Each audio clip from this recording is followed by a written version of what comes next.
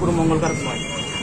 আজকে আমরা যে অবস্থান করছি, চিকিৎসকরা, স্বাস্থ্যকর্মীরা, নার্সিং স্টাফরা সবাই মিলে আমরা শান্তিপূর্ণ অবস্থান করছি, নীরব অবস্থান করছি। অথচ আমরা স্বাস্থ্য পরিষেবা বিঘ্নিত করিনি। স্বাস্থ্য পরিষেবা চলছে, ওপিডি ইমার্জেন্সি সব চলছে। যারা আমরা স্বাস্থ্য পরিষেবা দিয়ে বাকি কাজগুলো, ওয়ার্ডের কাজগুলো করে, বাকি কাজগুলো করে স্বাস্থ্য পরিষেবা চলছে। বাকিরা আমরা যারা আছি তারা আজকে অবস্থান করছি। রোগীদের স্বাস্থ্য পরিষেবার কোনো বিঘ্নিত হচ্ছে না।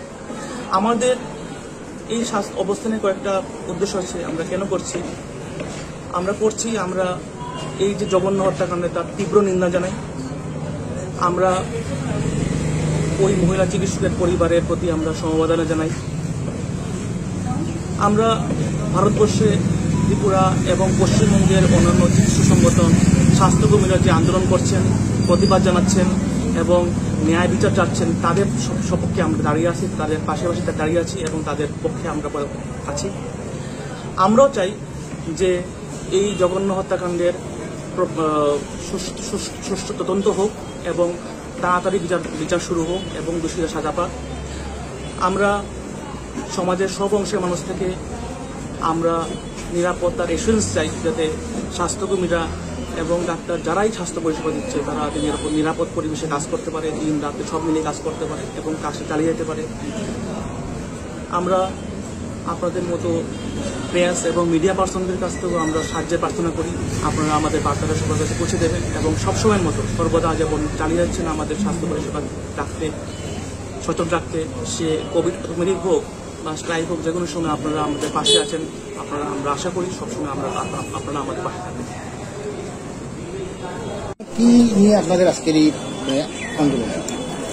আমরা 1 ঘন্টার অবস্থান করছি, গণ অবস্থান। আমাদের ধর্মনগর হসপিটালের স্বাস্থ্যকর্মীরা, APGDA, all Tripura government doctor association, Indian medical association north ত্রিপুরার তরফে আমরা একটা অবস্থান বিক্ষোভ জানাচ্ছি।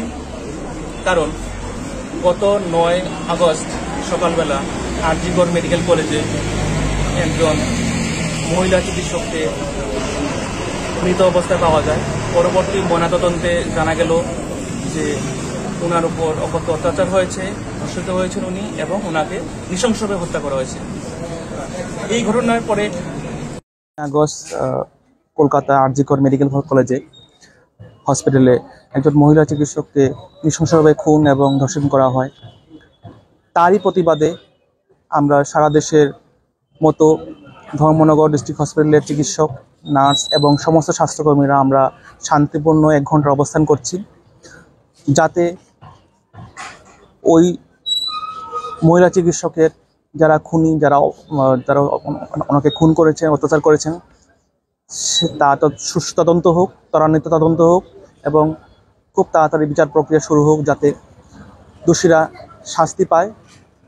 তারই জন্য আমরা 1 দিনের গণঅবস্থান করছি।